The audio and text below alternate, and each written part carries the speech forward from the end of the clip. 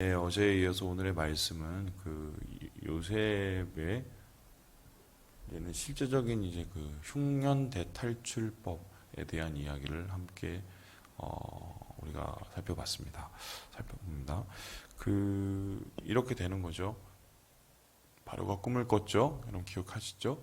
좀 이상한 꿈이었는데 그 꿈을 해석한 사람은 요셉이었습니다. 그 꿈의 해석은 이것이었는데 7년을 대풍년이 오고 반면에 그 풍년이 끝날 때 7년을 대흉년이 온다. 그래서 그 7년의 대흉년은 엄청난 대기근, 그래서 모든 사람에게 미치고 당시에 있는 모든 사람들이 죽을 수밖에 없는 그 기근이 찾아올 것이다. 이것을 하나님께서 바로에게 꿈을 통해서 나타내셨습니다. 그것을 해석한 이 요셉은 이를 통해서 총리의 자리에 이르게 되고 그 총리의 자리를 통해서 실제적으로 남은 기간을 준비하고 대비해서 이 기근과 흉년을 잘 넘길 수 있는 이 토양을 만들게 되는데요. 결국 시간이 지났을 때 하나님께서 알려주신 대로 애국과 그 지역에 있는 모든 사람들에게 기근과 이 흉년이 닥쳤고요. 지금 오늘 상황을 봤더니 도대체 아무도 살아남을 수 없을 정도의 재난이 그들에게 미쳤음을 오늘 말씀 속에서 보게 됩니다. 그래서 이렇게 모든 것을 다 잃은 더 이상 먹을 것도 없고 죽을 일만 남은 이집트 백성들 혹은 주위에 있는 백성들이 요셉을 찾아오게 됩니다. 그래서 요셉에게 도움을 구하게 되었는데 요셉은 이 일을 그냥 돕지 않았어요. 그들에게 대가를 받고 일종의 교환을 했는데 그들이 가지고 있는 가축을 맨 처음에 받아서 그 가축을 받고 한 해를 먹을 양식을 그들에게 줍니다. 그 가축은 아마 그들이 농사를 위해서 또 썼을 것이고 아니면은 목축을 통한 여러 가지의 것을 얻기 위해서도 했겠지만 어쨌든 그것을 이제 받아서 한 해 양식을 줘요. 그런데 그 다음 해에도 또 흉년이 더 심하게 오죠. 이제는 이제 더 이상 견딜 수가 없게 되자 아예 두 손 두 발을 들고 요셉을 찾아옵니다. 우리는 버틸 수가 없으니 우리를 차라리 그냥 노예를 삼든지 먹을 거나 주시오. 이렇게 얘기를 합니다. 이에 이제 요셉은 어떻게 했느냐? 처음 보기엔 좀 가혹하다 싶을 정도로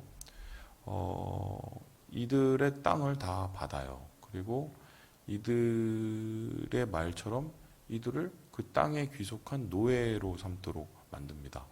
그러니까 지금 이 겉으로 보기에는 어떤 상황이 되냐면 이런 겁니다.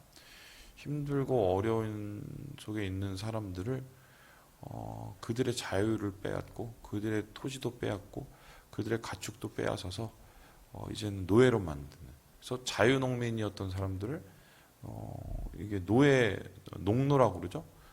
농민 노예로 이렇게 만드는 이런 모습이 오늘 이 전반적인 얘기라고 표면적으로는 보여요. 그래서 이러한 이 요셉의 처신에 대해서 어떻게 오해를 하시는 분들도 있냐면 결과적으로 바로한테만 다 좋게 해준 거 아니냐. 그리고 일반 서민들이나 일반 사람들한테는 몹쓸 짓을 요셉이 한 거 아니냐. 이런 식으로 생각을 해서 이 요셉을 자기만 아는 혹은 정권에 굴복하는 못된 정치인처럼 이렇게 이 요셉을 오해하는 경우가 있어요. 그런데 이 상황을 그냥 말 그대로 농민 토지를 다 뺏고 또 농민이 가지고 있는 것들을 다 뺏고 그래서 이게 거기 끝났다면 그러면은 요셉이 욕을 먹을 만한데 중요한 건 오늘 이 말씀에는 숨어 있는 비밀이 있어요. 요셉의 지혜와 요셉의 이 기지가 빛나고 있다고 표현하시면 좋겠는데요. 그것이 무엇인가 우리 함께 23절, 24절 말씀, 24절 말씀을 함께 읽어보도록 하겠습니다. 시작. 추수의 5분의 1을 바로에게 상납하고 5분의 4는 너희가 가져서 토지의 종자로도 삼고 너희 양식으로도 삼고 너희 가족과 어린아이 양식으로도 삼으라. 지금 이렇게 했어요. 자, 그럼 이렇게 합시다. 토지를 다 가지고 오시오. 먹을 걸 주겠어.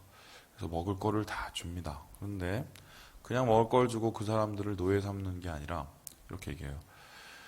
내가 씨앗을 줄 테니 그 씨앗으로 일단 한번 농사를 지어 보시오. 이렇게 해요. 그래서 어차피 뭐 노예니까 시킨 대로 해야죠. 밥은 주니까. 그 나온 밥을 먹으면서 시키니까 농사를 져요. 아유, 뭐 이건 뭐 시켜 먹고 니네가 다 가져가겠지. 그런데 결론적으로 나중에 그 농사를 져서 소출이 나올 거 아닙니까?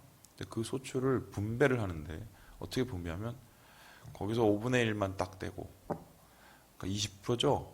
20%만 딱 떼고, 그거를, 뭐, 토지의 주인인 바로에게 갖다 내고, 나머지 5분의 4, 그러니까 80%를 당신들이 필요할 때 가지시오. 이렇게 돌린 거예요. 그러니까, 어떻게 되냐면, 지금 세금을 뗀 겁니다. 농지에 대한 권리를 세금으로 이렇게 걷게 되는데요. 그러면 세금을 모든 사람당 20%를 떼게 되는 거죠. 20%의 세금을 여러분이 어떻게 받아들일지 모르겠지만 우리나라 지금 정부도 사실 세금을 20% 이상씩 한 사람 앞에 떼가거든요. 뭐 이런저런 뭐 개인세, 간접세, 뭐 직접세 다 합치면 그렇게 되는데 지금 요셉도 그렇게 하고 있는 거예요. 근데 이게 거의 혁명적인 수준인 게 당시 이제 그 바벨론이나 오늘 히타이트나 이런 고대 근동의 문서들을 보면 세금을 얼마를 뗐냐면요. 아무리 작게 떼도 3분의 1, 그러니까 33%를 뗐고요. 보통의 경우는 50%나 60%를 뗐습니다. 그러니까 이게 무슨 토지가 무슨 그 왕께 아니더라도 일단 그 나라에 살고 있으면 그 나라에 속한 국민이면 무조건 30%에서 60%를 그냥 막 떼갔어요. 그리고 나머지는 뭐 알아서 너희가 하르라고 이렇게 놔두고, 그리고 뭐 징집도 시키고 뭐 여러 가지 뭐 필요한 것도 또 빼갔고 뭐 이런 식으로 운영을 했거든요. 그런데 그런 주위에 있는 국가에 비해서 요셉은 아주 상대적으로 작은 세금을 뗀 거예요. 뿐만 아니라 지금 국민들이 사실 자기 땅이 아니라 그 땅을 팔았음에도 불구하고 더 많은 소유와 더 많은 권리를 주장하지 않고 어떻게 보면은 국민들이 살 수 있는 수준의 세금, 그리고 그 세금을 통한 또 중한 집권화를 이루어가는 거죠. 그래서 아마 이 세금을 내는 사람들은 결코 기분이 나쁘지 않았을 거예요. 왜냐면은 어차피 팔아먹은 땅에 농사를 짓는데 농사 종자도 주고 농사를 짓고 나서 5분의 4는 남겨주니, 그럼 5분의 4 중에 내년을 위한 종자를 한 5분의 1은 남겨놓는다 하더라도 최소 60%가 남거든요. 그러면 이거는 농사만 잘 지으면은 어떻게 보면 충분히 자기들이 먹고 살기에는 괜찮은 뭐 이런 환경이 되는 거죠. 더불어서 모든 이 국민들한테 세금을 조세 평등화를 시킨 거예요. 땅을 통해서 세금을 떼니까, 그죠? 적은 사람은 적게 떼고 많은 사람은 뭐 많게 떼고 이렇게 공평하고, 요즘 이 나라처럼 돈이 많으면 세금도 안 내잖아요. 그런 일이 없는 거예요. 조세를 굉장히 평등하게 땅을 원칙으로 떼기 때문에. 그래서 한마디로 이 모습은 국가도 살고 백성도 사는, 국가는 더불어서 땅을 다 모두 소유하게 됐으니 말 그대로 중앙 집권화가 돼서 나라를 효율적으로 다스릴 수 있는 기반을 이제 다지게 됐고, 반면에 백성들도 어쨌든 국가의 보호 아래서 국가의 이 복지적인 차원의 구휼을 받으면서 그 속에서 흉년을 견디고 그 이후의 삶을 영위하게 되는, 한마디로 서로 윈윈인 이 법률을 제정하고 그걸 시행하게 된 거죠. 그러니까 이런 시행은 결과적으로 어떻게 됩니까? 바로에게도 만족이요. 그리고 지금 굶어 죽어가는 백성들에게도 만족이요. 일정선에서의 이 최선을 이루었고, 또 뿐만 아니라 이를 통해서 나라 자체의 존립 기반이 더욱더 두터워지는, 이 이야기가 오늘 전체적인 이야기라고 할 수 있겠습니다. 이번 정부가 사실 아마 이렇게 하고 싶었던 게 아닌가 저는 싶어요. 왜냐면은 이 조세 평등화를 좀 이루고, 그리고 좀 뭔가 정부의 이 개입이 된 자본주의, 그러니까 뭔가 좀 그 가진 사람이 더 많이 가지는 것을 좀 통제하고, 없는 사람에게 조금 더 이제 도움이 될 만한 그런 경제 체제를 만들려고 아마 했던 것 같은데, 지금 여러분 보시면 알겠지만 무슨 그 부동산 문제 지금 뭐 말도 안 되게 지금 엉망진창이 돼 가고, 또 여러 이 조세를 평등화를 이루어가는 과정 속에서 이 갈등들과 또 기존에 가지고 있는 이 권위들, 그리고 그 소위 말해서 가진신 분들의 이 비협조적인 횡포들이 이게 나타나게 되지요. 그래서 이제 사회 곳곳에 계속적인 갈등이 일어나게 되고, 이제 우리가 보기엔 되게 불안한 상황이 지금 우리 앞에 펼쳐지고 있지만, 잘 생각해 보면 오늘의 이러한 이 여러 가지의 갈등의 상황은 사실 우리가 그동안 계속 쌓아놨던 이 잘못된 자본주의, 그죠? 그 소위 말해서 빈익빈 부익부를 만드는 이 자본주의의 폐해를 우리가 지금 사실 그냥 대리적으로 경험을 하고 있는 거죠. 그래서 하나님께서는 사실 무슨 자본주의를 지키시는 분처럼 생각하시는 분이 있는데, 그게 아니라요. 이 성경을 보면은 이스라엘이 가나안에 들어가서 가나안에 정착하여 살 때 하나님께서 꼭 강조하셨던 게 몇 가지가 있는데, 첫 번째가 뭐냐면 이 땅은 다 내 땅이다. 이 소리는 뭐예요? 땅 욕심 버리라는 거죠. 그리고 너희들은 이 땅에서 청지기로 살다가 청지기로 생을 정리하라는 거예요. 그러니 땅 욕심이 아니라 세상 욕심이 아니라 하늘의 욕심으로 살아가게 되겠죠. 그것을 하나님이 말씀하셨고, 두 번째는 뭐냐면 희년 제도를 꼭 도라라고 했어요. 이건 뭐냐? 나중에 뭐 어떤 상황 속에서 이 무슨 땅을 팔고 뭐 이렇게 하면서 또 사람들은 또 이제 놔두면요 빈익빈 부익부가 되거든요. 근데 그거를 다시 50년 만에 다시 원점으로 돌릴 수 있는, 그래서 뭔가 없는 사람들이 희망을 갖고 살 수 있는 그런 희년의 제도를, 복지 제도를 만들어서 소위 말해서 이스라엘 백성 안에 평등하고 공평한 사회를 만들기 위해서 하나님이 그런 장치를 해놓으셨고, 더불어서 매해마다 소출 때 여러분 아시겠지만 고아와 과부와 나그네를 위해서 일정 부분을 남겨두라는 자발적인 복지 제도를 하나님이 만드셨죠. 이렇게 따진다면 그 절대로 하나님이 추구하는 사회는 뭐 이런 소위 말해서 그 자유시장 체제는 아니에요. 하나님의 공의와 하나님의 긍휼을 가지고 서로 나누는 공동체의 삶을 하나님이 요구하신 건데요.